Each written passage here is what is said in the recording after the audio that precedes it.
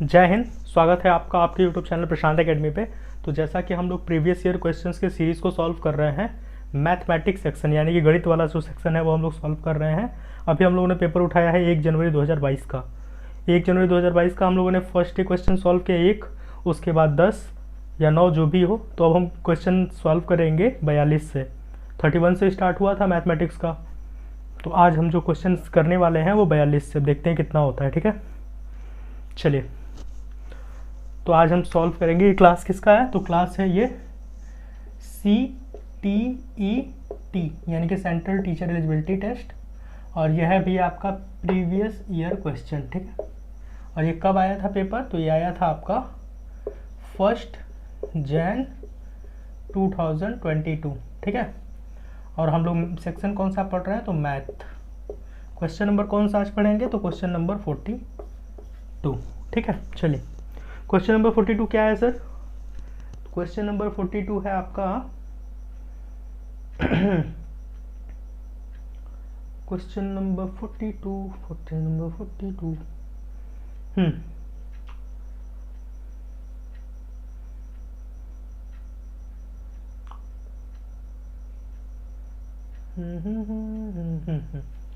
रीता अपने क्षेत्र के वार्ड की सदस्य है। वह 11 फीट गुणे 16 फीट आकार का एक सामुदायिक कमरा बनाना चाहती है। कैसा कमरा बनाना चाहती है वो? जिसका 11 फीट मान लो ये हो और 16 फीट क्या हो? ब्रेड्थ हो। यानी कि ऐसा कोई कमरा बनाना चाहती हैं जिसकी लेंथ क्या हो? 11 फीट हो। ठीक है, दिख रहा है ना? ये होगी लेंथ, और ब्रेड्थ क्या हो इनका? 16 फीट हो, 16 फीट। ऐसा कोई कमरा वो बनाना चाहती हैं। ठीक, फर्श की टाइलें लगाने के लिए उनके पास 4 विकल्प हैं। चलिए, अब वो फर्श पे टाइलें लगाएंगी। मान लीजिए कमरा है और कमरे का ये फर्श है, ये जो एरिया है इनका ये फर्श है, और इस एरिया पे ये टाइल्स लगाना चाहती है। और टाइल्स इनके पास कौन कौन सा है? तो इनके पास टाइल्स है 1.5 फीट मल्टीप्लाई बाई 1.5 फीट। ठीक है, ये एक पहला टाइल्स है। दूसरा साइड है टाइल्स है आपका 2 फीट गुणे 2 फीट। चलिए, तीसरा टाइल्स है इनके पास, फीट में बड़ी की मात्रा होगा। चलो, ठीक है।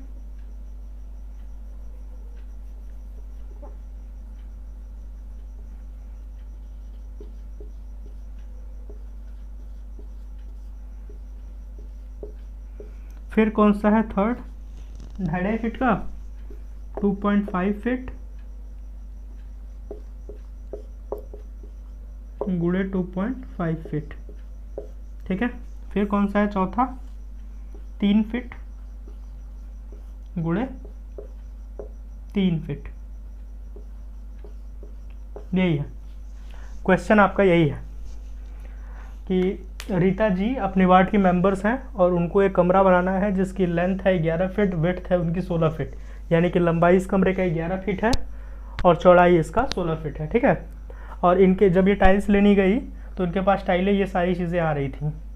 1.5 फीट का है, 2-2 फीट का है, यानी कि लेंथ और विड्थ इसकी दो, मतलब लंबाई चौड़ाई 1.5 फीट का है, 2-2 फीट का है, 2.5 फीट का है, 3-3 फीट का है। तो ये कौन सा लगाएंगी टाइल्स, ये आपको बताना है। चलिए, तो हम सजेस्टेड करते हैं गीता जी को। अच्छा, हमको नहीं सजेस्ट करना है। सामुदायिक कक्ष के लिए उन्हें किस आकार की टाइल्स खरीदनी चाहिए ताकि वो टाइल को बिना काटे बिछा सकें? यानी कि ये जो टाइल्स वो खरीदने जा रही हैं वो टाइल्स इनका ऐसा होना चाहिए कि इस पर टूटे फूटे ना, जैसे हम खरीद के लाए एक टाइल्स वो सारा इसमें फिट हो जाए, तोड़ना ना पड़े एक टाइल्स को। तो ठीक है, सबसे पहले हमको पता होना चाहिए कि इसका एरिया कितना है, क्योंकि एरिया के हिसाब से ही लाएंगे ना। और पेरीमीटर तो हम तब पता करते हैं, यानी कि हम क्या कहते हैं, एरिया का मतलब क्षेत्रफल और पेरीमीटर का मतलब क्षेत्रमिति ना। ये तो हम तब पता करते जब हमको बाहरी आवरण का काम होता। हमें तो बात करनी है कि पूरे घर के अंदर कितनी, ये कमरे के अंदर कितनी टाइल्स लगानी है। तो इसके लिए हम इसका क्षेत्रफल काउंट करेंगे, यानी कि क्षेत्रफल ज्ञात करेंगे। क्षेत्रफल इधर ज्ञात करते हैं। देखिए, आयत का क्षेत्रफल, ये स्ट्रक्चर कैसा दिख रहा है आपको? क्या ये दोनों सेम है? नहीं सेम है। और जब सेम नहीं है इसका मतलब ये आयत है। तो आयत का क्षेत्रफल या ये क्या कहते हैं, कमरे का क्षेत्रफल, कमरे के फर्श का क्षेत्रफल, फर्श पे लगता है ना, कमरे के फर्श का क्षेत्रफल। तो कमरे के फर्श का क्षेत्रफल क्या होगा सर, तो वही आयत का क्षेत्रफल जो होगा वही कमरे का फर्श का क्षेत्रफल होगा। तो आयत का क्षेत्रफल होता है लंबाई गुणे चौड़ाई, तो ये होगा आपका लंबाई गुणे चौड़ाई। ठीक है, चलिए लंबाई क्या है इसकी, तो लंबाई इसकी 16 फीट है, या मान लो ये अगर लंबाई है तो 11 फीट है, और चौड़ाई इसकी क्या है 16 फीट है। दोनों को गुणा करेंगे तो आएगा 176, 176 फीट यानी कि फीट स्क्वायर, ये भी फिट ये भी फिट, तो फीट स्क्वायर हो जाएगा। ठीक है, चलिए हमको ये तो पता चल गया कि हम टाइल्स वाले दुकान पे जाकर के ये बोल देंगे कि भैया जो हमारा कमरा है जिसमें हमको टाइल्स लगाना है वो 176 फीट स्क्वायर है। अब 176 फीट स्क्वायर को अब हमको ऐसा टाइल्स दीजिए जिसको तोड़ना फोड़ना ना पड़े, एज इट इज़ ले जाकर हम बिछा दें। तो देखिए ये तरह तरह की टाइल्स हैं। अगर हम 1.5 फीट का टाइल्स लेते हैं, अब इसका क्या है ना, ये टाइल्स देखिए अगर 1.5 फीट बोला गया है तो 1.5 फीट ऐसे होगा, ऐसे होगा, ऐसे होगा, ऐसे होगा, ऐसे होता समझ रहे हैं आप। ये एक वर्ग है, यानी कि 1.5 अगर ये है, 1.5 अगर ये है, 1.5 ये भी होगा और 1.5 ये भी होगा। इसका मतलब ये वर्ग है, ये तो आयत था। तो हम वर्ग का क्षेत्रफल निकालेंगे, तब पता चलेगा कि एक टाइल्स के लिए कितना एरिया कवर करता है। एक टाइल्स जो है वो कमरे का कितना एरिया कवर करता है। तो इसका इससे हम मल्टीप्लाई करेंगे, गुणा करेंगे तो कितना आएगा, 1.5 का गुणा करिए 1.5 से, 1.5 का 1.5 से गुणा करेंगे तो कितना आएगा, 15 हम 150 और 15 5 75 यानी कि 225, और 225 का यहाँ 2 अंक पे 0। ये तो आता है ना दशमलव का गुणा, नहीं आता, चलो बता दूंगा बाद में, अभी बता दूं। देखो दशमलव गुणा में कुछ नहीं करना होता है, सिंपली आप गुणा करिए, गुणा करने के बाद देख लीजिए कि दोनों जो जितने भी आप गुणा कर रहे हैं उस पर कितने दाहिने अंक के बाद दशमलव लगा है। तो जितना दाहिने अंक पहले दशमलव लगा होगा उसको जोड़ लीजिए, इसमें 1 अंक इधर लगा है तो 1 अंक ये 1 अंक ये 2, और जो आपका रिजल्ट आया उसको काउंट करके लगा दीजिए, यानी कि 2 अंक है तो 2 अंक के बाद यहाँ दशमलव लगा दीजिए, कोई दिक्कत नहीं है सर। चलिए इसको करेंगे तो इसका क्षेत्रफल कितना आएगा, तो वही लेंथ ये साइड मल्टीप्लाई बाई साइड है। इसका जो फॉर्मूला है वर्ग का वो होता है भुजा गुणे भुजा, यानी कि साइड मल्टीप्लाई बाई साइड। तो ये आया है आपका 2.25। तो क्या 2.25 वाला जो हमारा आया है टाइल्स, मान लीजिए टाइल्स हम ला रहे हैं जिसका क्षेत्रफल क्या है 2.25, तो 2.25 वाले टाइल्स को हम इसमें लगाएंगे तो क्या पूरा टाइल्स बिछ जाएगा, हो सकता है तोड़ना पड़े, क्योंकि 176 2.25 से नहीं कटेगा, नहीं कटेगा, ऐसे ही दिख रहा है नहीं कटेगा, कैसे कटेगा, 176 या 225 है, नहीं कटेगा।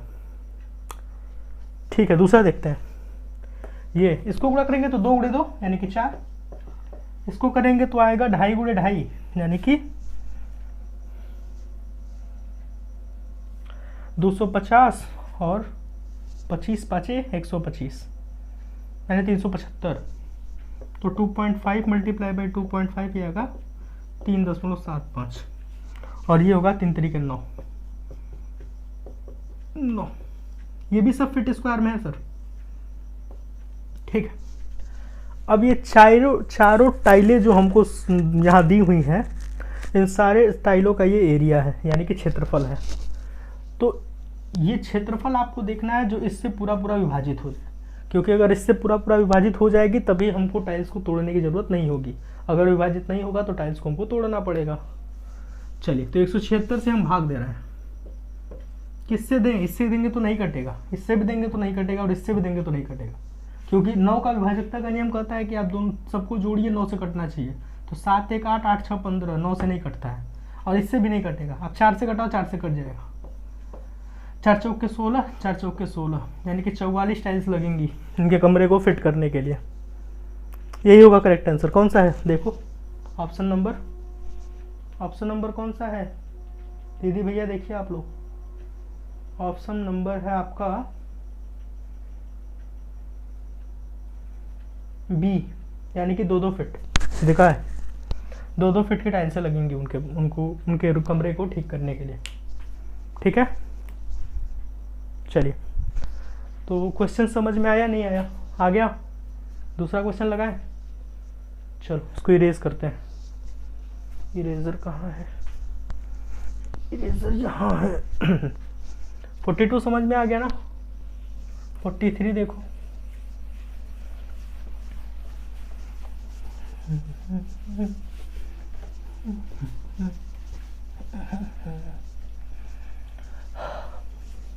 क्वेश्चन नंबर 43 क्या है 43 सर? सुश्री रेणु ने अपने छात्रों को 8 समूहों में विभाजित किया। ठीक है, रेणु जी क्या कर रही हैं? अपने छात्रों को 8 अलग अलग समूहों में विभाजित कर रही हैं और उनको अपना भार दर्ज कराने के लिए कह रही हैं। ठीक है, उन्होंने समूह को अपना औसत भार परिकलन करने के लिए कहा। समूह अ में, जिसमें 8 विद्यार्थी हैं, ने अपना भार तौला और औसत भार उनका कितना आया? 38.2 किलोग्राम। तो 8 विद्यार्थियों का जो औसत भार है वो कितना है? Question number 43। 8 विद्यार्थियों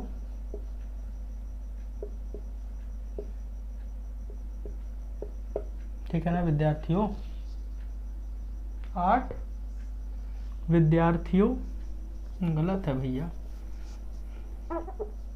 8 विद्यार्थियों का औसत भार, 8 विद्यार्थियों का औसत भार कितना है सर? 38.2 किलोग्राम। ये है 8 विद्यार्थियों का औसत ग्राम। ठीक है, औसत भार। उसके बाद उन्हें पता लगा कि उन्होंने किसी एक विद्यार्थी का गलत भार प्रयोग किया है। 25.9 किलो के बजाय 29.4 किलोग्राम भार प्रयोग किया था। यानी कि एक कोई इसमें से लड़का है 8, ये 8 है ना, जैसे देखो ये लड़के हैं 8, 1 2, ठीक है, 1 2 3 4 5 6 7 और ये 8। ये प्यारे प्यारे 8 बच्चे हैं और 8 बच्चों का जब हम वजन तौलते हैं तो इनका जो वजन आता है, ठीक है, कुछ वजन आता होगा, उसका जो औसत वजन है वो 38.2 किलोग्राम है। यानी कि एक बच्चा कितने किलोग्राम का है? 38.2 किलोग्राम का। अगर 38.2 ऐसे आप जोड़ते जाएंगे तो जितना आएगा वो उनके टोटल किलोग्राम का वेट होगा, उनके भार का। ठीक है, चलिए, तो ये पता लग गया। अब गलती क्या हुई है सर कि एक बच्चा 25.9 किलोग्राम की बजाय 29.5 किलोग्राम का भार प्रयोग किया गया था। मतलब एक बच्चे को गलत लिख दिया गया है तौल में। ठीक है, चलो सही कर देते हैं हम। कितना गलत किया गया है सर? तो किया गया है गलत इनका 25.9 किलोग्राम की बजाय उन्हें लिख दिया गया है 29.5 किलोग्राम। तो जो रियल उनका एज है, सॉरी वेट है, तो उनका जो वास्तविक भार है वो जो अधिक लिखा गया है और जो रियल है उसको हम माइनस कर लेंगे। इनका वास्तविक भार था 25.9 ग्राम ना हो, 25.9 ग्राम था वास्तविक भार था इनका, और कितना दिया गया था? लिख दिया गया था 29.5 ग्राम। ठीक है, तो हमें क्या करना है सर? हमें देखना है कि क्या अधिक लिखा गया है। तो 25.9 किलोग्राम उनका वास्तविक भार है और इसको गलती करके कितना लिख दिया था? वो लिख दिया था 29.5 किलोग्राम ना। तो इसने गलती कर दी, कितना बढ़ा दिया वेट? तो इसने बढ़ा दिया है वेट 29.5 में से 25.9 को घटा देंगे। 15 में से 9 जाता है तो 6, और 8 में से 5 जाता है तो 3, और 2 में से 2 कुछ नहीं। 3.6 किलोग्राम क्या कर रहा है? ये घटा के, अरे बढ़ा के वेट लिखा रहा है। ठीक है, इसी की वजह से इस पे इफेक्ट पड़ रहा है। वरना एक बच्चे का औसत भार जो 38.2 किलोग्राम है वो इसी गलती की वजह से हो रहा है। ठीक है, तो हम क्या करेंगे, पहले टोटल भार निकाल लेंगे क्या है। अगर 38.2 किलोग्राम औसत भार है तो इसका पूरा भार कितना होगा, यानी कि टोटल। तो टोटल काउंट करने के लिए हम क्या करेंगे सर, तो 8 विद्यार्थियों का कुल भार हम पता करेंगे। तो कुल भार होगा इसका 38.2 में 8 का गुणा कर देंगे। 8 दूना के 16 का 6 हासिल 1, 8 एक 64 1, 65 को 5 हाथ में लगा 6, और 8 तरीके 24 और 6 30 ना। और अंक कितने अंक पे दशमलव होगा, 1 अंक पे, यानी कि 305 किलोग्राम और 600 ग्राम जो भी हो, यही है आपका गलती वजन, जिसकी वजह से आंसर गलत आ रहा है।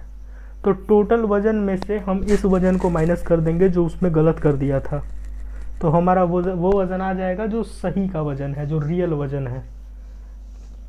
8 विद्यार्थियों का औसत भार 38.2 किलोग्राम गलती होने के बाद आया था, और इसका गलती होने के बाद ही जो है हम टोटल भार पता कर लेंगे कि 8 बच्चों का कुल भार कितना होगा।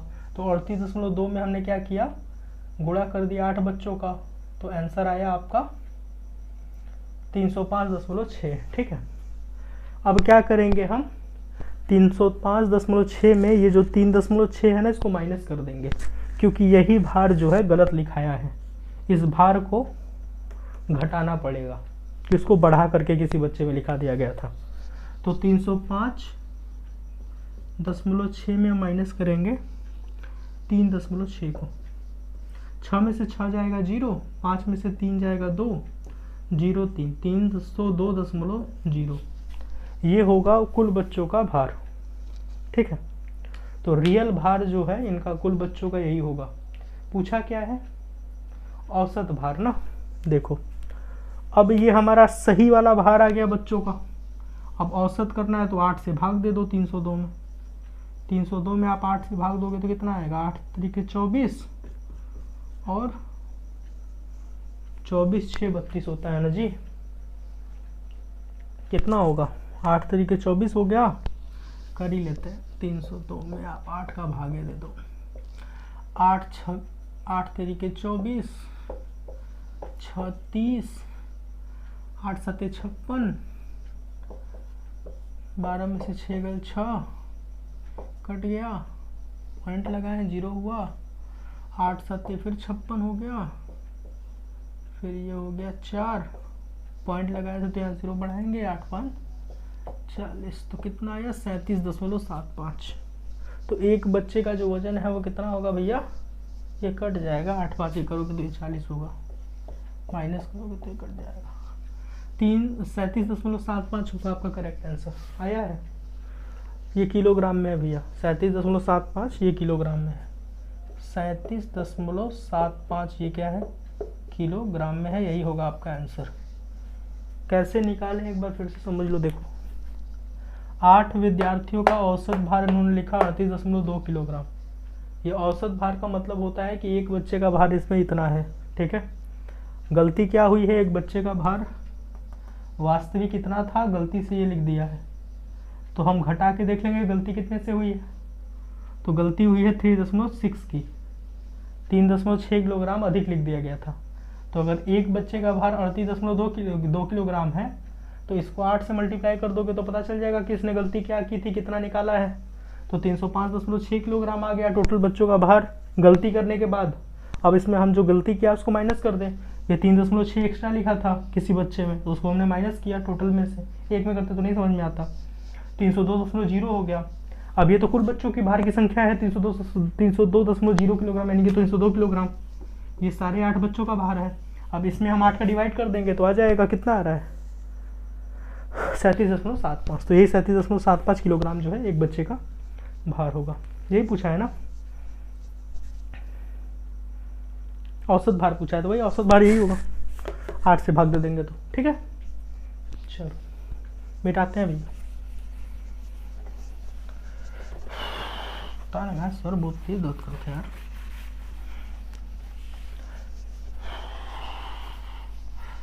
सोना जरूरी है रात को।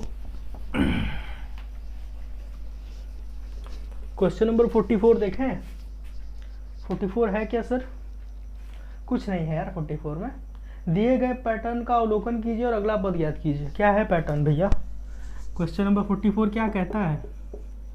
क्वेश्चन नंबर 44 कहता है कि एक पैटर्न हम दिए हैं। कौन सा पैटर्न है? तो 9 + 1 सॉरी माइनस है ना, 9 - 1 डिवाइडेड बाई 8 और बराबर आ रहा है 1। फिर 9 - 2 डिवाइडेड बाई 8 और अब आ रहा है 2।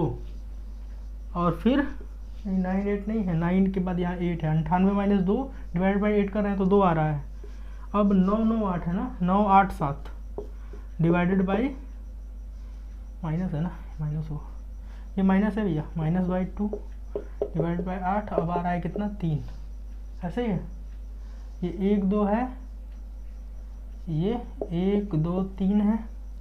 फिर क्या होगा? 9 8 7 6 होगा डिवाइड -2, ये 1 था, ये 2 था, ये 3 है। क्या हो गया यार हमको? ये 4 है, ठीक है। -4 डिवाइडेड बाई 8 बराबर कितना होगा? 1 2 3 1 2 3 4। तो इसका हमें अवलोकन करना है, बताना है कि नेक्स्ट पद क्या होगा। तो अच्छा एक चीज़ देख रहे हो, ये डिक्रीजिंग ऑर्डर में है, यानी कि घटते हुए क्रम में है। यहाँ 9 था, यहाँ 9 के बाद 8 है, यहाँ 9 8 7 है, यहाँ 9 8 7 6 है। तो हम यहाँ पर 9 8 7 6 5 लिख देते हैं। माइनस का सिंबल सब में है तो माइनस का सिंबल हम यहाँ लिख देंगे। ये 1 है, ये 2 है, हाँ 2 है, ये 3 है, ये 4 है, तो यहाँ 5 हम लिख देंगे। डिवाइडेड 8 तो सब में सेम है तो इसमें भी सेम होगा। यहाँ 1 है, यहाँ 1 2 है, यहाँ 1 2 3 है, यहाँ 1 2 3 4, 1 2 3 4 5 होगा। तो ये हमको लग रहा है सही है। अवलोकन करने के बाद बता रहे हैं, सिर्फ अवलोकन करने के लिए बोला था। देखते हैं सही है गलत है। ऑप्शन कौन सा है? Option option option option option option सब तो उसी तरह दिख रहा है। कौन सा सही है इसमें भैया? I am confused, I am not confused. सही है डी, और डी आपका यही है ना, 198,765 -5 और डिवाइडेड बाई 8 = 1 2 3 4 5। तो अवलोकन कर रहा है, सिर्फ ऊपर को देखते हुए जाओ, कैसे पैटर्न को फॉलो कर रहा है वैसे ही आप भी पैटर्न बना लो। तो यही होगा आपका करेक्ट आंसर। और 44 क्वेश्चन नंबर 44 का क्या होगा? डी। क्वेश्चन नंबर 44 का D is the correct answer for this question, ठीक है। चलिए क्वेश्चन 5 देखेंगे क्वेश्चन 5 अब। अच्छा पढ़ाने में ना कॉन्फिडेंस बहुत आता है, पढ़ाओ आप लोग भी। पढ़ाते नहीं हैं, मतलब पढ़ा नहीं, मतलब एक तरह का क्लास नहीं चल रहा है, ये एक तरह का हम लोग सीख रहे हैं, ठीक है। आप हमसे सीख रहे हैं, हम भी आप लोगों से कुछ ना कुछ सीखेंगे। जब लाइव क्लासेस चलने लगेगा तो आपके कमेंट भी आएंगे, मैं कमेंट पढ़ूंगा। अभी तो 1000 सब्सक्राइबर करा यार कम से कम, ताकि लाइव में आपको देख सकूं। चलो देखो क्या है ये क्वेश्चन नंबर 45 क्या है। प्रांशु के पास ₹10 और ₹20 के नोट है। वह ₹50 बनाने के लिए ₹20 के 2 नोट और ₹10 के 1 नोट का उपयोग करती है। प्रांशु लड़की है। प्रांशु दीदी जो है वो 50 रुपया बनाने के लिए, क्वेश्चन नंबर 45 है ना सर, क्वेश्चन नंबर 45। बड़ा लेट में क्वेश्चन सॉल्व कर रहे हैं यार, एक क्वेश्चन में इतना टाइम। समझ में आ रहा है ना? कमेंट करके बताना। देखो 50 रुपया जो है ना, उसको बनाने के लिए प्रांशु क्या कर रही है? प्रांशु 20 और 10 का नोट का यूज़ कर रही है। 20 का 2 नोट यूज़ कर रही है, 10 का 1 नोट यूज़ कर रही है। यानी कि ऐसे कर रही है 20 + 20 + 10 ऐसे कर रही है वो, तब जाके 50 बन जा रहा है। 20 रुपये का नोट और 1 10 रुपये का नोट। हमें क्या करना है सर? यही राशि बनाने के अन्य कितने तरीके और हो सकते? बहुत तरीका हो सकता है। हम 1 का सिक्का कर देंगे, 5 रुपये का नोट कर देंगे। हम 20 रुपये का तो नहीं कर पाएंगे, हम 5 रुपये का, 2 रुपये का, 1 रुपये का सिक्का करेंगे, बहुत सारा हो जाएगा। ठीक, यही राशि बनाने में अन्य कितने तरीके हो सकते हैं यदि हमें दोनों ही नोटों का प्रयोग करना हो। यानी कि हमें 20 और 10 का नोट का यूज़ करना है भैया, 1 और 2 का सिक्का का यूज़ नहीं करना, ठीक है। यही जो दीदी की है ना, इसी वाले को हमको यूज करना है। यदि हमें दोनों नोटों का प्रयोग करना हो, आप नोटों के दिक् स्थान व्यवस्था को उपेक्षित कर सकते हैं। इतना हिंदी तो हमको नहीं आता है, इंग्लिश में पढ़ते हैं। Pranshu has currency notes of ₹10 and ₹20, ठीक है। She uses 2 notes of ₹20 and 1 note ₹10, 2 from ₹50, okay. How many other combinations are possible to form the same amount using both the currency notes? You can ignore the special or arrangement of the currency note. चलो, कहने का मतलब ये है ना भैया कि हम ये 50 दूसरे का कितना तरीका से बना सकते हैं इन्हीं दोनों नोट का यूज करके। तो देखो, एक बार तो इस नोट का यूज करके इन्होंने बना दिया, ठीक है, और अब हमको यही दोबारा करके बनाना है। हाँ, तो हम कैसे बना सकते हैं बताओ? 20 और 10 का नोट ही यूज करना है हमको। तो अभी तो एक ठोकर ही दी, 20 20 10 हो गया 50। हम क्या कर सकते हैं? तो हम इसको खुद बताओ क्या कर सकते हैं। हमको लगता है ना कि हम 10-10 गो का 5 गो नोट लाएंगे तो 50 हो जाएगा, लेकिन हमको दिक्कत एक ये है कि इसको भी यूज करना है। तो भैया यही हो ही सकता है, एगो 20 का नोट और 3 गो 10 का नोट। और कोई है कंडीशन जिसमें हम 50 का नोट बना सकते हैं दोनों को मिला करके? 2 गो 20 का या तो 1 गो 10 का, ये तो दीदी पहले ही कर दी है, और 1 ठो 20 का 3 गो 10 का, तब 50 हो जाएगा हमारा। कोई और तरीका नहीं दिख रहा है, कई ठो होगा इसका। आप लोगों को तरीका कुछ और दिख रहा हो तो कमेंट सेक्शन बनाइएगा। हमें तो सिर्फ यही एक तरीका दिख रहा है 50 बनाने का, जिसमें 10 और 20 दोनों का नोट यूज किया गया हो। एक तो ये है 20-20 10, और एक है ये 20 और 3 ठो 10। ऐसा ही होगा 50, क्योंकि 20 और 10 का नोट यूज करना है, बाकी कुछ नहीं यूज करना है, इसमें लिखा है। चलो, तो इसका होगा क्या होगा? अतः एक ही तरीका मतलब होगा इसका। तो क्वेश्चन नंबर इसका 45 का कौन सा ऑप्शन है? B. B is the correct answer for this question. 45 के लिए बी होगा। चलो 46 देखते हैं सर। 46 क्या है? गणित के शिक्षक ने निम्नलिखित 4 प्रश्नों को सामने रखा है, ठीक है। इनमें से कौन सा प्रश्न मुक्त उत्तर वाला है? ये मुक्त उत्तर क्या होता है? Following are 4 questions posed by a mathematics teacher. Which of the following is an open-ended question? हाँ, इसका मतलब कि इसको सॉल्व आप अलग अलग तरीके से कर सकते हो, मतलब एक ही तरीका नहीं होगा, एक से अधिक तरीका हो सकता है। इसको कहते हैं ओपन एंडेड, ठीक है। क्वेश्चन नंबर 46 है ना, देखो question number 46, question number 46, question number 46, question number 46, ठीक है। क्या बोले हैं सर जी? सर जी बोले हैं कि सर जी ने कहा है 4 अलग अलग कंडीशन उन्होंने बताया है, ठीक है। आपको बताना है कि इन क्वेश्चन को सॉल्व करने का क्या अलग अलग भी तरीका हो सकता है। जैसे यदि 2 संख्याओं का योग 15 है, उन्होंने बोला है कि 2 संख्या मान लो एक x है और एक y है, 2 संख्याओं का योग 15 है और एक संख्या उसमें से 7 है, यानी कि मान लो x 7 है, तो दूसरी संख्या क्या होगी? तो दूसरी संख्या 8 होगी, और कोई ऑप्शन ही नहीं है इसमें। तो इसका अलग अलग तरीका हो ही नहीं सकता है, सिर्फ यहाँ पे 8 लिखना है, काम खत्म। यहाँ पे 2 रखेंगे तो गलत ना हो जाएगा, 15 का होगा ये, तो ये गलत है, फर्स्ट वाला नहीं होगा। दूसरा देखो, दूसरा है यदि अनिल की आयु 7 वर्ष है, अनिल भैया की आयु 7 वर्ष है, अनिल भैया की आयु 7 वर्ष है, अनिल भैया 7 साल के हैं, ठीक है, और उनके पिताजी उसकी आयु के 5 गुने हैं, यानी अनिल भैया के पिताजी 5 गुने हैं, तो 7 5 35, 7 साल के ये है, 5 गुने हैं, 5 गुने का मतलब 5 बार गुणा करिए, तो 35 वर्ष के होंगे अंकल जी, अनिल भैया के पापा। हाँ, तो पिताजी की आयु कितनी होगी? इसमें कोई डाइवर्जेंट थिंकिंग हम कर ही नहीं सकते, हम कुछ और सोच ही नहीं रहे हैं कि इसको कई विधियों से सॉल्व कर सकते हैं, क्योंकि ऑलरेडी इसमें दिया है 7 वर्ष के पापा है, 5 गुना उसके पापा का उम्र है, तो ये तो सिंपल सा है, 35 ही होगा। ये भी डाइवर्जेंट थिंकिंग नहीं है, हम अलग नहीं सोच पा रहे हैं, कुछ एक ही को फॉलो करेंगे। यहाँ कुछ और लिखना गलत हो जाएगा ना। 7 वर्ष दिया हुआ है, 5 ही से गुणा करना है, 6 से गुणा हम कर नहीं सकते, तो एक ही काम कर सकते हैं, इसका मतलब ये नहीं होगा। नेक्स्ट देखो, नेक्स्ट क्या है? यदि 2 संख्याओं का योग 17 है तो वे संख्या क्या है?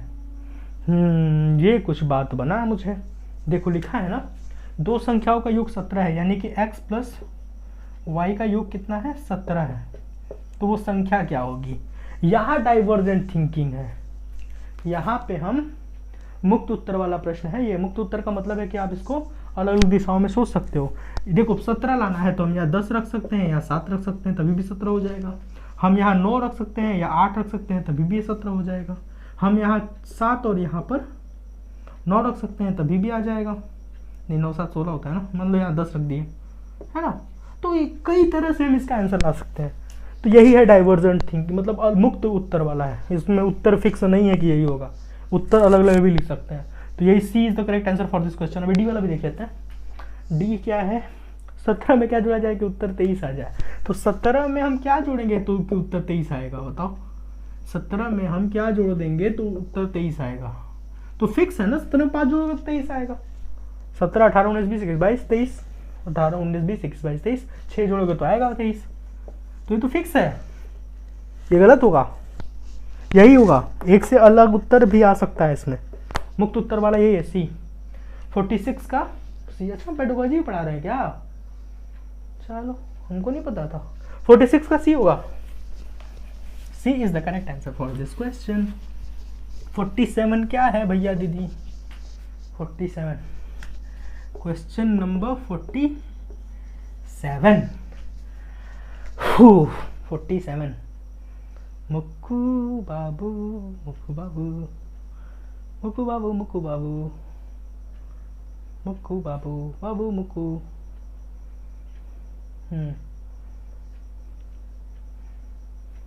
A teacher used the following riddles in the class while developing the concept of place value. 1. I am less than 5 tens and for once the objective of the riddle is 2. यानी कि कक्षा में स्थानीय मान की संकल्पना को विकसित करने के लिए अध्यापक ने निम्नलिखित पहेली का उपयोग किया। मैं 5 दहाई और 4 इकाई से छोटा हूँ। इस पहेली का उद्देश्य क्या है? यानी कि 5 दहाई ना, तो दहाई इधर होता है, 5 दहाई 4 इकाई यानी कि 54। 54 से मैं छोटा हूँ, छोटा इधर होता है भैया, छोटा हूँ। इस पहेली का उद्देश्य क्या है? इस पहेली का उद्देश्य है हमको ताकतवर बनाना। सॉरी, देखते हैं। इस पहेली का उद्देश्य है योगात्मक मूल्यांकन करना। मुझे नहीं लगता कि योगात्मक मूल्यांकन करना इसका उद्देश्य हो सकता है। इसका उद्देश्य और क्या हो सकता है? इसका उद्देश्य हो सकता है योगात्मक मूल्यांकन करना नहीं होगा। ठीक है, नेक्स्ट, यानी कि डू अ समेटिव असेसमेंट नहीं होगा। Break the monotony of a mathematics class, कक्षा की एक रस्ता को भंग करना। क्यों? टीचर कक्षा की एक रस्ता यानी कि मोनोटोनी को क्यों भंग करेगी ये क्वेश्चन दे करके? ये भी नहीं सही है। स्थानीय मान पर बंद सिरे वाला प्रश्न पूछना। Ask close ended question on place value, ये भी गलत है, ऐसा कुछ नहीं है। 10 सेकेंड। डी क्या है? आधार 10 और स्थानीय मान की संकल्पना को प्रबलित करना। यानी कि ये जो 10 वाला है, प्लेस वैल्यू जिसकी 10 हो, ऐसा स्थानीय मान बताना बच्चों को। तो ये मुझे सही लग रहा है। वो बोल रहा है ना कि मैं क्वेश्चन क्या पूछा था?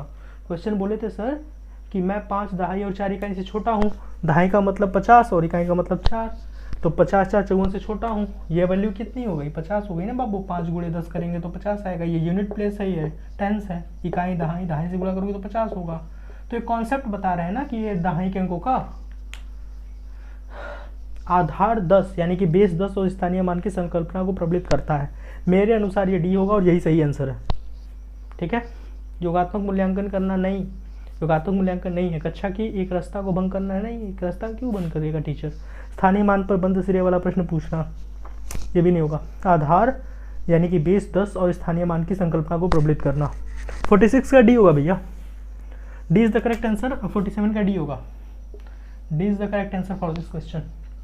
ठीक है, और आंसर भी इसमें डी ही है। ठीक है, 48 ये सब हो गए, पेडोलॉजी आ गया यार, पेडोलॉजी आ गया ये सब। तो चलो 48 देखें, तो इसको जल्दी खत्म करते हैं, इससे बहुत ज़्यादा टाइम वेस्ट नहीं करेंगे भैया। ठीक है, इस क्वेश्चन का आंसर जो है वो मैं जल्दी जल्दी बताने का प्रयास कर रहा हूँ, समझा करके जितना हमको आता है। क्या है, निम्न में से कौन सा या से प्राथमिक कक्षाओं में आकृतियाँ पढ़ाने का उद्देश्य है? तो प्राकृतिक कक्षाओं में क्यों पढ़ाया जाता है हमको आकृतियाँ? यानी कि प्राइमरी बच्चों को 1 से 5 या फिर 1 to 3 वाले बच्चों को ये ट्रायंगल पढ़ाते हैं, ये हम स्क्वायर पढ़ाते हैं, ये हम रेक्टेंगल पढ़ाते हैं, ये हम ड्रम वाला पढ़ाते हैं, सिलेंड्रिकल कहते हैं इसको। सब क्यों पढ़ाया जाता है? पहला, दृश्यीकरण कौशल को विकसित करना, यानी कि डेवलप विजुअलाइजेशन स्किल, यानी कि बच्चा देख सके। मुझे लगता है ये सही है, बच्चा देख सके इसलिए टीचर ऐसा करता है, देख के सीख जाए। ठीक है, दृश्यीकरण कौशल को विकसित करना। नेक्स्ट है ज्यामितीय आकृतियों के नाम को स्मरण करना, ये भी मुझे ठीक लग रहा है। ज्यामितीय आकृतियों के नाम जो है वो याद कर लेगा छोटा बच्चा, यानी कि प्राइमरी में है तो। और टू इनहेंस स्पाइशल रीजन एबिलिटी, दिक् स्थान संबंधी तर्क कौशल में वृद्धि करना ना, ये क्या होता है सर? हाँ, प्राथमिक कक्षाओं में आकृतियाँ पढ़ाने का उद्देश्य दृश्यीकरण कौशल को विकसित करना है, यानी कि बच्चा जो है विजुअलाइजेशन जो उसका है, यानी कि दृश्यीकरण है वो उसका ठीक ठाक हो जाए, देखने उखने का कोई समस्या ना हो, ये सारे फिगर को देख करके पहचान पाए। ठीक है, दिक् स्थान संबंधित तर्क, ये दिक् स्थान क्या होता है? स्पेशियल या स्पेटल रीजन्स, दिक् स्थान संबंधित तर्क कौशल भी वृद्धि करना, जैसे बच्चे आकृतियों को देखकर उनके अलग अलग पहलू को समझते हैं, हाँ, तथा उनके आकार और अन्य गुणों के बारे में समझ बनाते हैं। तो इसमें क्वेश्चन लिखा है इसका ए और सी, क्वेश्चन नंबर बी, और ऑप्शन नंबर बी इसका सही आंसर होगा, ए और सी। आयोग ने इस क्वेश्चन का आंसर सी जो है करेक्ट किया है, जो है ए और सी ना। बी ऑप्शन है आपका ए और सी, बी ऑप्शन क्या है? ए और सी, तो यही है आपका करेक्ट आंसर। और ए और सी में लिखा क्या है? तो ए और सी में लिखा है कि बच्चा जो है निम्न आकृतियों से प्राथमिक कक्षाओं को आकृतियां पढ़ाने का उद्देश्य पहला है दृश्यीकरण कौशल को विकसित करना, और सी है आपका दिक् स्थानीय संबंधित तर्क कौशल में वृद्धि करना। तो ये आयोग ने सही माना है इस क्वेश्चन के आंसर को, बाकी देख लेना आप। नेक्स्ट क्या है? ऑप्शन नंबर बी है इसका करेक्ट आंसर, जिसमें ए और सी दिखा हुआ है। दृष्टिबाधित विद्यार्थियों के लिए निम्नलिखित में से किसका प्रयोग गणित शिक्षण अधिगम के साधनों के रूप में किया जा सकता है? यानी कि जो देख नहीं सकता उसके लिए हम किसका उपयोग कर सकते हैं? जो देख नहीं सकता है उसी का उपयोग करेंगे, जिसको टच कर सके, टच करके पढ़ सके या उसके बारे में कॉन्सेप्ट को समझ सके। तो क्या हो सकता है? क्वेश्चन नंबर 49 है ना, क्वेश्चन नंबर 49 का आंसर होगा सर जियो बोर्ड। जियो बोर्ड होगा, हाँ जियो बोर्ड होगा। जियो बोर्ड कैसा होता है पता है आपको? मैं बता रहा हूँ। जो जियो बोर्ड होता है ना भैया, वो होता है आपका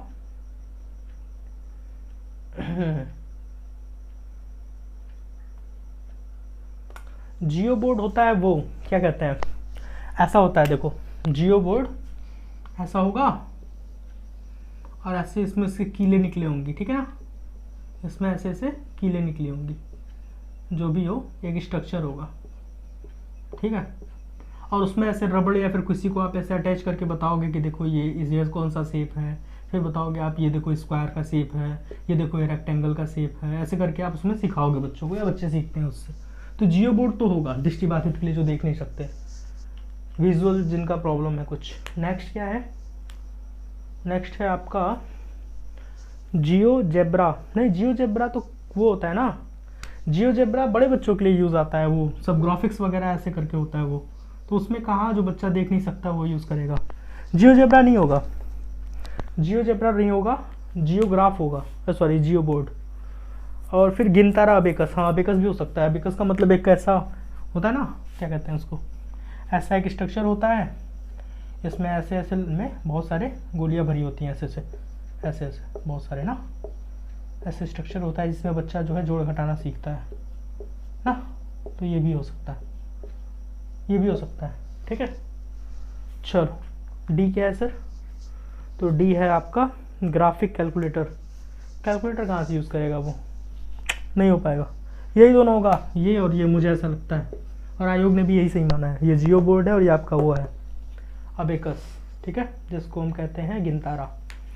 तो इसका ऑप्शन होगा ए और सही सही होगा इसका, यानी कि ऑप्शन नंबर बी, 49 का ऑप्शन नंबर बी। और बी क्या बोला है, ए और सी। ए में है आपका जियो बोर्ड और सी में ये अबेकस या गिनतारा है। तो B is the correct answer for this question 49 का। 50 देखो यार, पेडोलॉजी सेक्शन को समझ में नहीं आओ तो बता देना, ठीक है ना, मैं अपने एंगल से इसको बताऊँ, वरना पेडोलॉजी नहीं करा के सिर्फ क्वेश्चन ही कराऊंगा, क्या जरूरत है इसमें फंसने का। सही से नहीं समझ में आ रहा होगा तो कमेंट कर देना, ठीक है। चलो नेक्स्ट देखो, 50 क्या है, क्वेश्चन नंबर 50 है आपका, क्या है सर, ज्यामितीय आकृतियों के शिक्षण के दौरान या समय शिक्षिका ऐतिहासिक स्थानों के भ्रमण की योजना पर विचार करती है, ठीक है। यानी कि हम बच्चों को ज्यामितीय आकृतियों के बता रहे हैं और हम जो है ऐतिहासिक स्थानों के भ्रमण की योजना पर विचार कर रहे हैं। यह प्रतिबिंबित करता है, इंग्लिश में पढ़ें तो ये होगा आपका, while teaching grammatical shape a teacher thinks of planning a trip of historical places it reflect। First है आपका, field trips have been recommended by CBSE so that must be done। CBSE ने क्षेत्र भ्रमण की अनुशंसा की है अतः यह आवश्यक है। बी है आपका हाँ, a good break from routine mathematics class and an opportunity to visit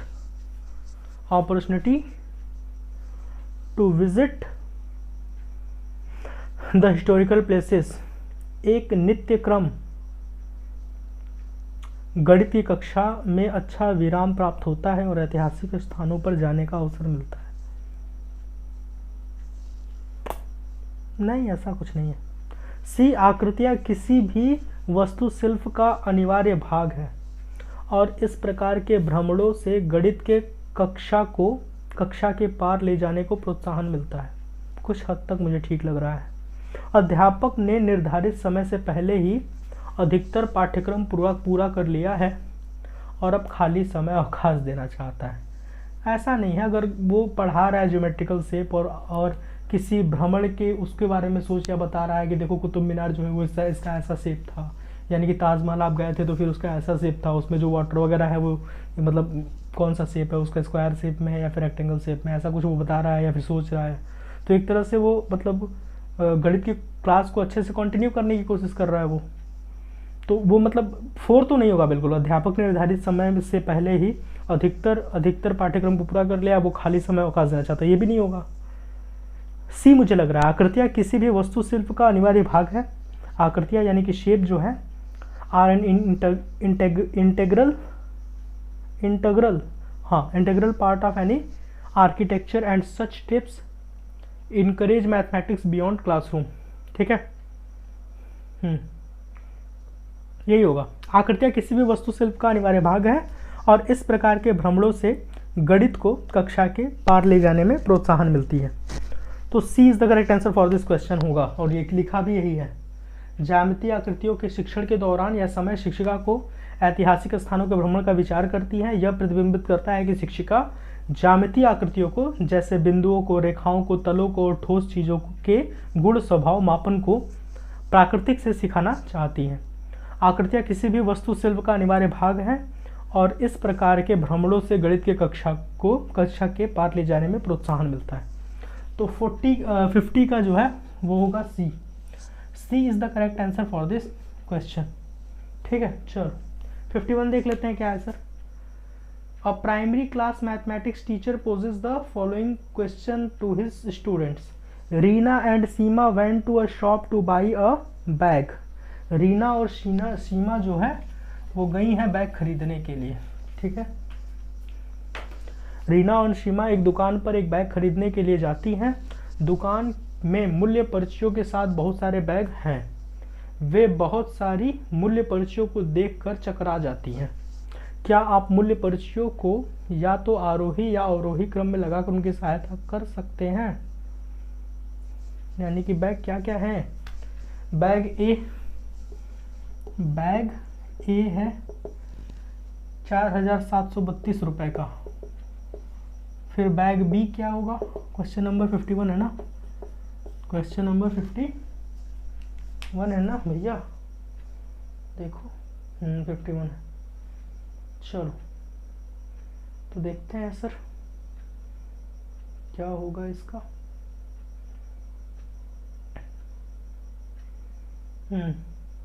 ठीक है, बैग बी इनका है 2364 रुपये का, 2364 रुपये का। सी बैग कितने का है? सी बैग है इनका, अरे बहुत ज़्यादा बैग है यार, 1934 रुपये का सी बैग है। डी बैग कितने का है? डी बैग है इनका 3475 रुपये का, 3475 रुपये का। ई बैग है इनका 2937 रुपये का। और एफ बैग है इनका, बहुत सारा बैग देख ली दीदी लोग, है कि नहीं? A B C D E F, ठीक है ना, ये सारे बैग जो है इन लोगों ने देखा है। हमसे पूछ रहे हैं कि क्या आप मदद कर पाएंगे असेंडिंग डिसेंडिंग करने के लिए, यानी कि आरोही आरोही में, तो आराम से कर लेंगे आप। इनमें से जो छोटा है उसको पहले रखो, ऐसे करके आप आरोही में बदल दोगे, अवरोही में बदल दोगे। अरे तो क्वेश्चन कहाँ, अभी तो शुरू हो रहा है। दिए गए संदर्भ में निम्नलिखित में से कौन सा कथन सही है? अरे यार पेडागॉजी क्वेश्चन है। चलो पहला क्या है? प्रश्न के उपयोग से केवल आरोही एवं अवरोही क्रम की अवधारणा ही सुदृढ़ हो सकती है। यानी कि हम इसको यूज़ करके सिर्फ असेंडिंग और डिसेंडिंग ऑर्डर में ही इसको लिख सकते हैं, या तो छोटे क्रम में लिखेंगे या तो बढ़ते क्रम में लिखेंगे। तो ऐसा नहीं है, आप इसको छोटे क्रम में और बड़े क्रम में ही सिर्फ नहीं लिखोगे, हो सकता है इसका कोई और यूज़ भी हो, देखते हैं। अगर नहीं होगा कुछ तो यही सही ऑप्शन होगा। शिक्षिका प्रश्न का उपयोग संख्याओं की तुलना के पार जाने तक आंकड़ों का प्रबंधन छटाई की संकल्पनाओं के परिचय के लिए कर सकती है। The teacher can use the question to go beyond comparisons of number and introduce the concept of data handling sorting of data. हाँ, कहने का मतलब ये है कि टीचर इसका यूज़ कर सकती है कि पहले साल में दूसरे साल की अपेक्षा कितना कम था, यानी कि पहले बैग का मूल्य जो है दूसरे बैग के मूल्य से कितना कम है, तीसरे बैग का मूल्य दूसरे बैग के मूल्य से कितना अधिक है, यानी कि तीसरे बैग का मूल्य पहले वाले बैग के मूल्य से कितना अधिक है। बहुत सारे तरीके हो सकते हैं। इसको आप इसको शॉर्ट कर सकते हो कि पहले ये वाला बैग हुआ, फिर ये वाला, फिर ये इससे इतना महंगा था। बहुत सारे कॉन्सेप्ट है ना। नेक्स्ट क्या है, आप इसमें आप शॉर्ट भी कर सकते हो कि नहीं ये और ये हमको चाहिए है, तो सिर्फ इन दोनों को आप लिख सकते हो। इसको सिर्फ आरोही और अवरोही क्रम में ही सिर्फ थोड़ी लिख सकते हो, आप इन सभी को प्लस भी कर सकते हो, इन सभी को माइनस भी कर सकते हो, इनमें से किसी को तुलना भी कर सकते हो। तो बी होगा सही। शिक्षिका प्रश्न का उपयोग संख्याओं की तुलना के पार जाने तथा आंकड़ों का प्रबंधन और छटाई करने की संकल्पनाओं के परिचय के लिए कर सकती है। सी क्या है सर? यह गणित का ग्रंथ नहीं है। क्यों नहीं है? क्योंकि यह संख्याओं पर मूल संक्रियाओं को सम्मिलित नहीं करता। मूल संक्रिया मतलब प्लस माइनस गुणा और भाग, ये नहीं करता है, इसलिए नहीं होता है, ऐसा नहीं है। शिक्षिका को कक्षा में संदर्भात्मक प्रश्नों को लाने से बचना चाहिए। क्यों भैया? संदर्भात्मक क्वेश्चन लाओगे तो बच्चा को सीखेगा ही। अगर हम कॉन्सेप्चुअल क्वेश्चन लाएं, कॉन्टेक्चुअल क्वेश्चन लाएं तो बच्चा नहीं सीखेगा। तो इसमें से पूछा है कि सही क्या है ना। देखो, दिए गए प्रश्न में मूल्य पर्चियों को या तो अवरोही या तो आरोही क्रम में लगाने से तात्पर्य शिक्षिका प्रश्न का उपयोग संख्याओं की तुलना के पार जाने तथा आंकड़ों का प्रबंधन व छटाई की संकल्पना के परिचय के लिए कर सकती है। तो बी होगा भैया इसका करेक्ट आंसर। ठीक है, दिए गए प्रश्न में मूल्य पर्चियों को या तो आरोही क्रम या अवरोही क्रम में लगाने से तात्पर्य शिक्षिका प्रश्न का उपयोग संख्याओं की तुलना के पार जाने तथा आंकड़ों का प्रबंधन और छटाई की संकल्पना के परिचय के लिए भी कर सकती है। यही होगा इसका करेक्ट आंसर बी। नेक्स्ट क्या है? क्वेश्चन नंबर 52 देखो। क्वेश्चन नंबर 52 क्या है सर? इसका बी होगा 51 का। B is the correct answer for this question. 52 देख लो। क्वेश्चन नंबर 50 क्या है? 52 राष्ट्रीय पाठ्यचर्चा रूपरेखा 2005 के अनुसार निम्नलिखित में से कौन सा गणित की कक्षा के दृष्टिकोण को निरूपित करता है? मतलब गणित का क्लास चल रहा है, इसको कौन निरूपित कर रहा है? छात्र सूत्रों का स्मरण कर रहे हैं? जरूरी नहीं है। छात्र में केवल शिक्षक केवल एक वाचक वर्णकर्ता के रूप में है। Teacher is the only narrator in the class, मतलब टीचर बोल रहा है, बाकी सब सुन रहे हैं और वो कोई बोल ही नहीं सकता, ऐसा नहीं है। Studying कॉपिंग solve example from the text book, छात्र पाठ्य पुस्तक के हल किए हुए उदाहरणों की नकल कर रहे हैं? नहीं, ऐसा कोई क्लास थोड़ी होता है कि बच्चे बैठ करके उसको नकल करें और टीचर जो है बैठा रहे, ये भी नहीं होगा। एनसीएफ ऐसा नहीं बोलेगा, मतलब मुझे ऐसा लगता है। छात्र कक्षा में अर्थपूर्ण प्रश्नों को प्रस्तुत एवं हल कर रहे हैं, ये सही है, कुछ एक्टिव चीज़ें हो रही हैं। एक्टिव मतलब टीचर भी एक्टिव है, बच्चे भी एक्टिव है। तो D is the correct answer for this question. Question number कौन सा है ये? क्वेश्चन नंबर है ये 52। एक बार देख भी लो एनसीएफ, इसका जो आंसर लिखा हुआ है, एनसीएफ 2005 के अनुसार गणित की कक्षा का दृष्टिकोण बच्चों की सोच का गणितीकरण करना है, ठीक है। अतः छात्र कक्षा में अर्थपूर्ण प्रश्नों को प्रस्तुत एवं हल कर रहे हैं, यह गणितीय कक्षा के दृष्टिकोण को निरूपित कर रहा है। तो option D is the correct answer for this question. 52 का डी होगा, ठीक है ना। चलो, गणित के आकलन के साधन के रूप में उपाख्यानात्मक अभिलेख रिकॉर्ड को उपाख्यानात्मक लेख कहते हैं, के लिए निम्न में से कौन सा कथन सही है? ये बच्चों के द्वारा दी गई परियोजना और क्षेत्र कार्य को सम्मिलित करता है, ठीक है। यह बच्चे के द्वारा किए गए कार्य की गुणवत्ता को लिखित मानदंड पर जांचता है और इसे अंकित करता है। चलिए, यह एक विशेष कौशल या प्रक्रिया के होने या ना होने को अंकित करता है, या फिर दिन प्रतिदिन के आधार पर यह बच्चे की प्रगति को लिखित रूप में समावेशित करता है और अवलोकात्मक वृत्तांत अभिलेख रिकॉर्ड रखता है। तो यही होगा डी। जो आपका उपाख्यानात्मक नोट्स है, इसका उपयोग व्यक्तिगत छात्र व्यवहार कौशल और दृष्टिकोण के विशिष्ट अवलोकनों को रिकॉर्ड करने के लिए किया जाता है, क्योंकि ये अध्ययन के कार्यक्रम में परिणामों से संबंधित होते हैं। इस तरह के नोट्स छात्र सीखने और आगे के निर्देशन के लिए दिशा निर्देश पर संचयी जानकारी प्रदान करते हैं। अतः दिन प्रतिदिन के आधार पर यह बच्चे की प्रगति को लिखित रूप से समावेशित करता है और अवलोकनात्मक वृत्तांत अभिलेख रिकॉर्ड रखता है। तो D is the correct answer for this question. 54 देख लो। कक्षा 3 की अध्यापिका ने अपनी कक्षा में गुणन का परिचय योग की पुनरावृत्ति और आयताकार सारणी से कराया, ठीक है। गुणन का परिचय अनौपचारिक रणनीतियों से कराने हेतु विद्यार्थियों के पूर्व ज्ञान और उनके अनुभवों को उपयोग में ला रही हैं हम टीचर्स। गुणन की बहुल औपचारिक कलन विधियों को पढ़ा रही हैं, बहुत सा समय नष्ट कर रही हैं और उसे केवल औपचारिक कलन विधि के शिक्षण पर बल देना चाहिए। 53 आपने देखा ना, 53 का डी होगा ना, क्वेश्चन नंबर 53 का डी होगा। क्वेश्चन नंबर 53 का होगा ऑप्शन नंबर डी, ठीक है। 54 देख लो। क्वेश्चन नंबर 54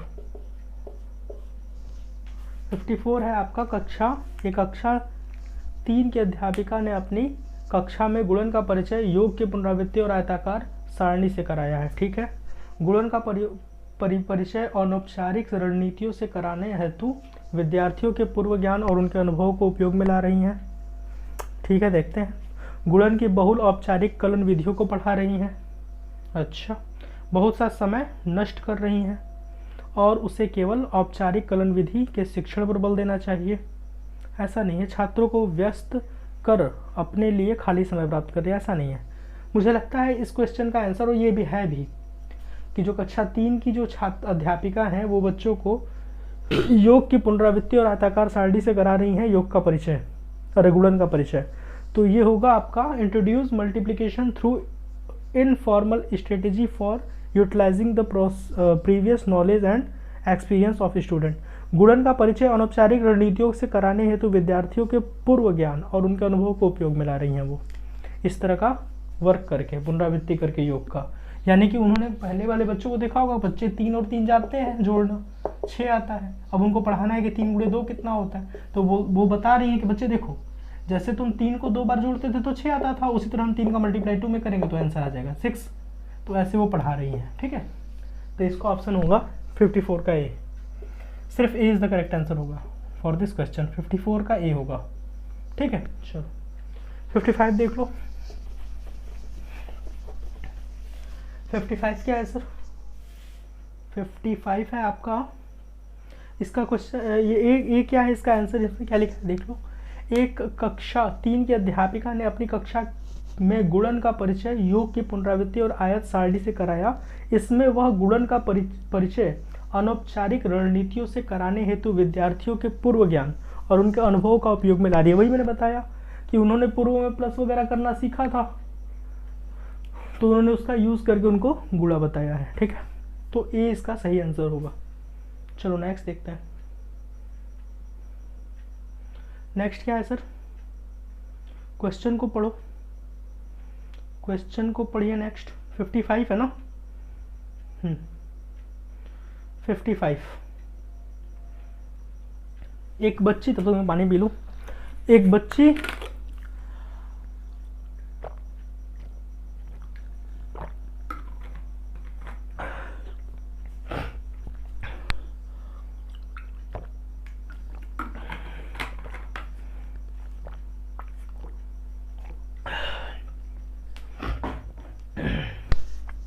क्वेश्चन नंबर कौन सा है सर? 55। क्वेश्चन नंबर 55 क्या है? एक बच्ची गेंदों की गणना एक एक गेंद पर उंगली रखकर और क्रम से उस संख्या का नाम बोलते हुए कर रही है। एक बच्ची है, मान लीजिए गेंद रखा हुआ है, इसको वो ऐसे रीड कर रही है, 1 2 3 4 5 ऐसे रीड कर रही है, ठीक है। उसने कुछ गेंदों को 2 बार गणना किया, यानी कि इसको ऐसे बोल रही है 1 2 3 4 5 6 7 ऐसे करके, मतलब एक गेंद को 2 बार गिन दे रही है। इस बच्ची के पूर्व संख्या की किस अवधारणा को अभी और मौजूद करना है? मतलब इस बच्ची का जो पहले वाला संख्या है, मतलब क्या इसका जो कॉन्सेप्ट है जिसको हमें क्या करना है, मजबूत करना है। पहला है एक से एक संगतता, यानी कि 1 to 1 करस्पॉन्डेंस। नेक्स्ट सेरिएशन, यानी कि पंक्तिबद्धता। थर्ड है क्लासिफिकेशन, और फोर्थ है आपका कार्डिनैलिटी, यानी कि गणन विधि। तो गणन विधि तो ठीक है, वर्गीकरण तो हम अभी सिखा नहीं रहे हैं कि इसको 2 में भागो, इसमें 2 में बांट करो, ऐसे तो वो सिखा नहीं रहे हैं अभी हम। ऐसा कुछ तो है नहीं अभी कि इसको 1 2 करो फिर ये 1 2, वर्गीकरण नहीं होगा। क्लासिफिकेशन हम नहीं कर रहे हैं। गणन संख्या भी ठीक है इसका, ये गणना तो कर रही है, बस एक को 2 बार पढ़ ले जा रही है। सेरिएशन भी सही है इसका।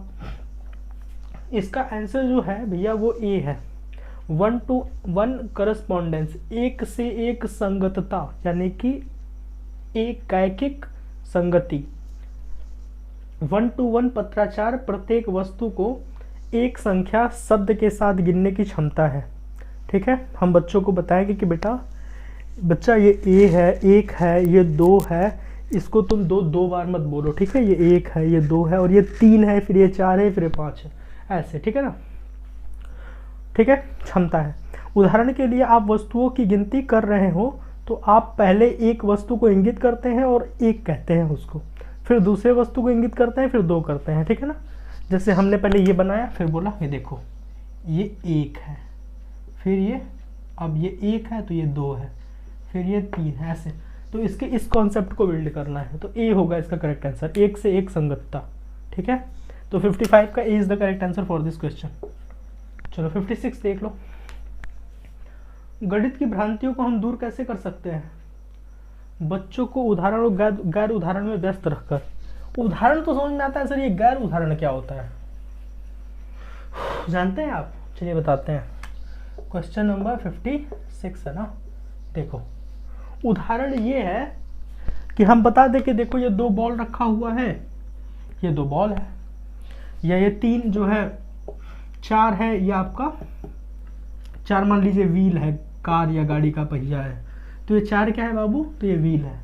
तो ये तो हम बता सकते हैं एग्जाम्पल दे करके ये क्या है, व्हील है।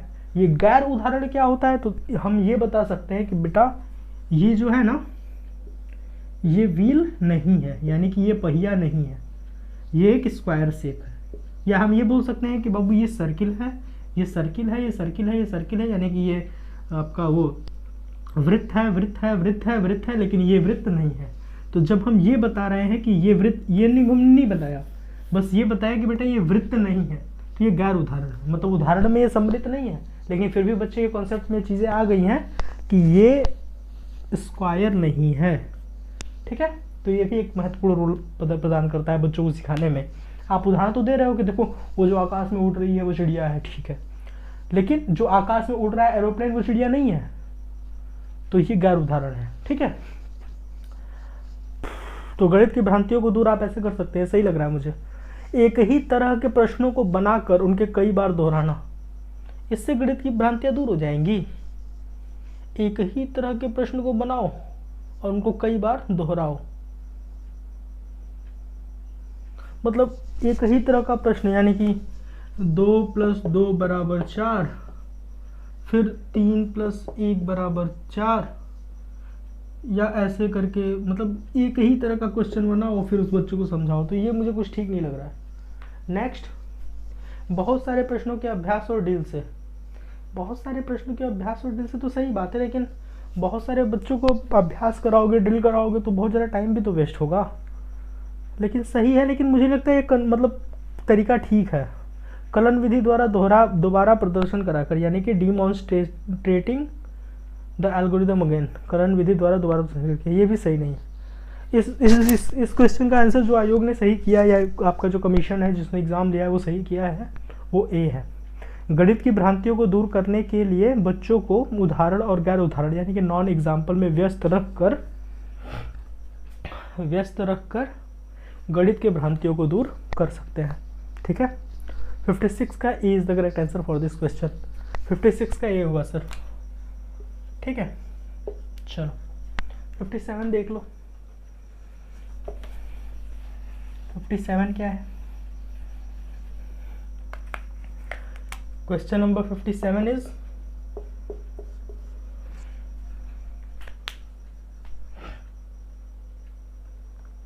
सुश्री रोमी अपनी गणित की कक्षा में विद्यार्थियों को निम्नलिखित अभिकलन करने हेतु उपयुक्त स्थिति सृजन करने के लिए कहती है। 10 + 2, 10 × 2, 10 - 2, 10 / 2। सुश्री रोमी द्वारा प्रयुक्त शिक्षण विधि के अनुसार निम्नलिखित में से कौन सा कथन सत्य है? कथन क्या है? पहला है, मिश्रित प्रकार की समस्याएं देकर वो अपने विद्यार्थियों के समस्या समाधान कौशलों का परीक्षण कर रही है। ठीक है। वह विद्यार्थियों की भाषा निपुणता का परीक्षण कर रही है, यानी कि भाषा निपुणता, कितना उन्होंने भाषा सीखा है। मुझे नहीं लगता ये सही होगा। नेक्स्ट, क्योंकि मैथ के क्वेश्चंस दे करके वो भाषा निपुणता कैसे ठीक कर पाएंगी। नेक्स्ट, वह विद्यार्थियों की गणितीय कथनों और समस्या समाधान कौशलों के विकास में सहायता करने का प्रयास कर रही है। ये मुझे कुछ ठीक लग रहा है, क्योंकि वो सहायता कर रही है लेकिन गणितीय कथनों को समस्याओं का। ठीक है। फोर्थ क्या है? विद्यार्थियों को कुछ कार्य देकर वह अपनी कक्षा में अनुशासन कायम करने की कोशिश कर रही हैं। नहीं, अलग अलग विधि बता करके ऐसा थोड़ी है कि वो मतलब कक्षा में अनुशासन कायम कर रही है। नहीं, अप्रोप्रिएट आंसर जो है इसका सी है, और आयोग ने भी इसको सी सही किया है।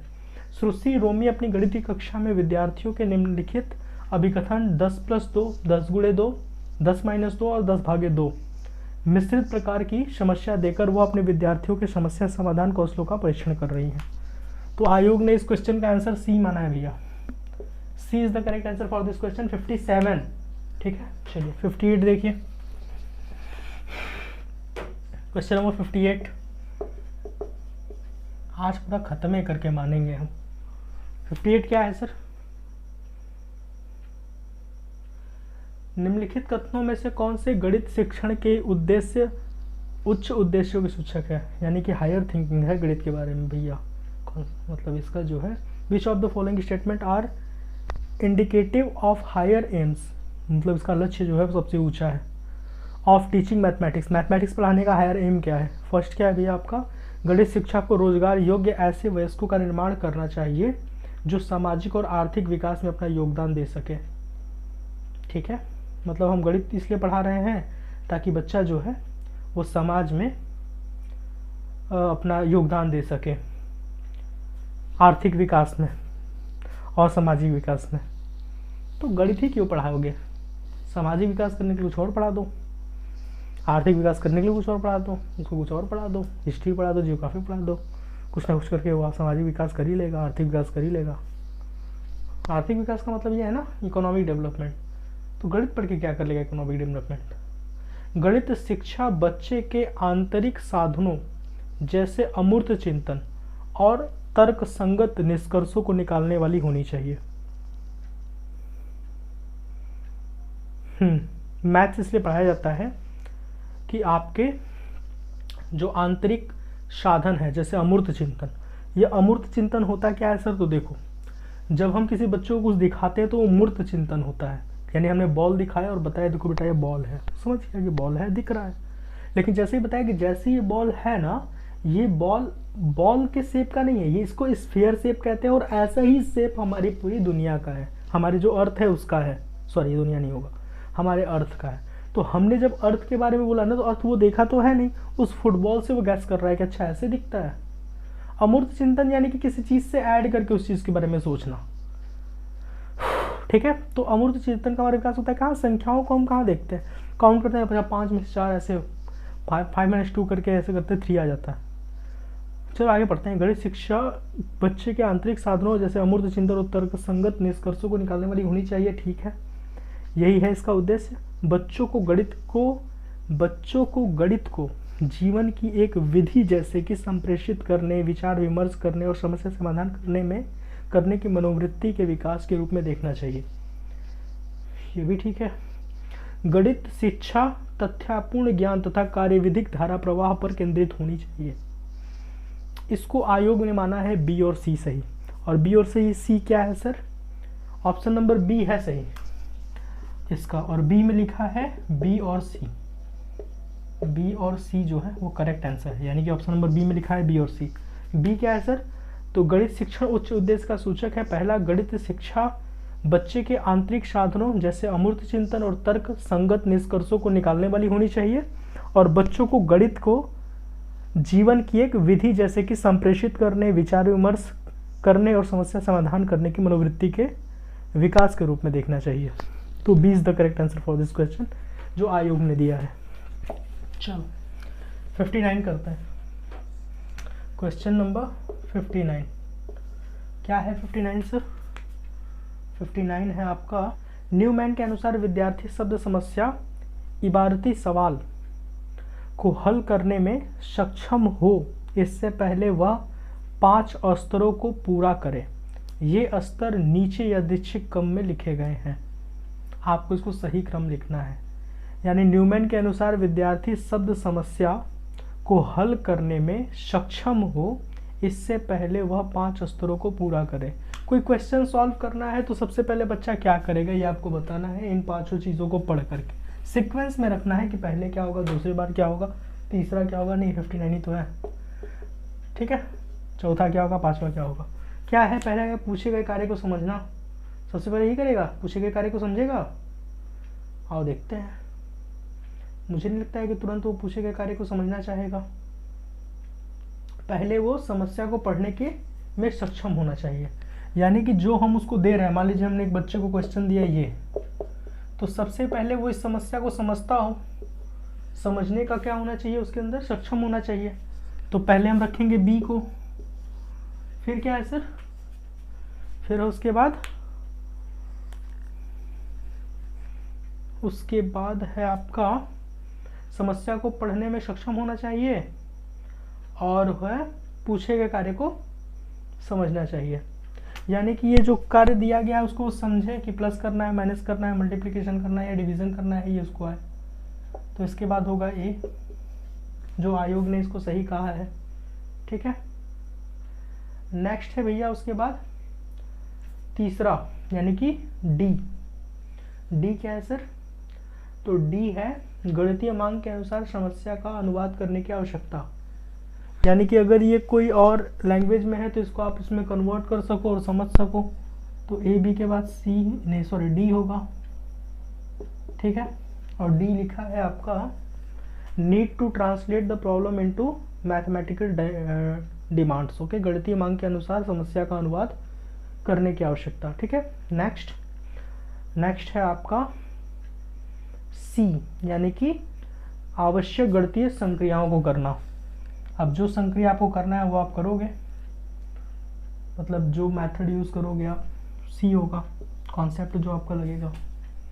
नेक्स्ट है आपका ई यानी कि उत्तर को अर्थपूर्ण रचना में प्रदर्शित करना, ठीक है। तो ये सीक्वेंस होगा। पहले आप क्या करोगे, तो न्यूमैन के अनुसार विद्यार्थी शब्द समस्या को हल करने के लिए 5 निम्न स्तर दिए गए हैं। पहला, समस्या को पढ़ने में सक्षम होना। दूसरा है पूछे गए कार्य को समझना।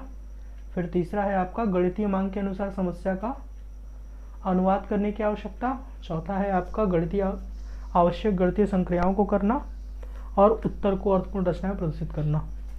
तो 59 का होगा D. D is the correct answer for this question. 59 का डी है उत्तर जो इसमें लिखा है।